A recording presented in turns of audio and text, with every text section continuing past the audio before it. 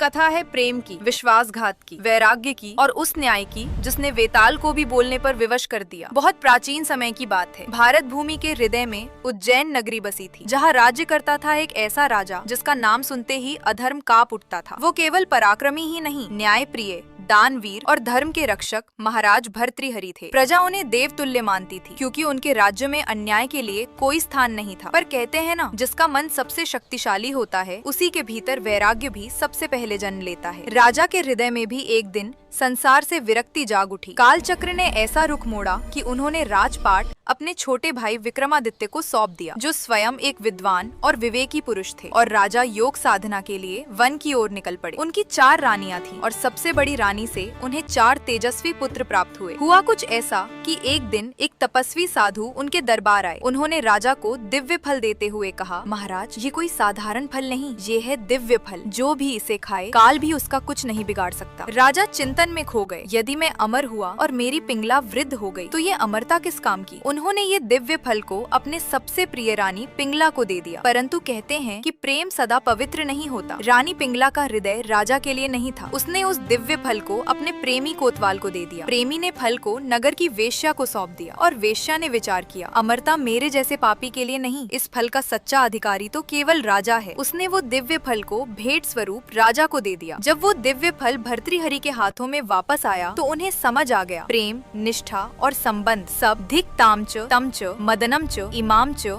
माम च। यही क्षण था जब राजा की आत्मा मर गई और योगी ने जन्म लिया। और इस तरह उज्जैन को मिला नया न्याय प्रिय प्रतापी राजा का महाराज विक्रमादित्य। और इस तरह हमें मिला वो क्षण जिसमें राजा विक्रमादित्य एक दिन शमशान की ओर वेताल के पास जाएंगे और फिर शुरू होगा वेताल 25 का भयानक खेल।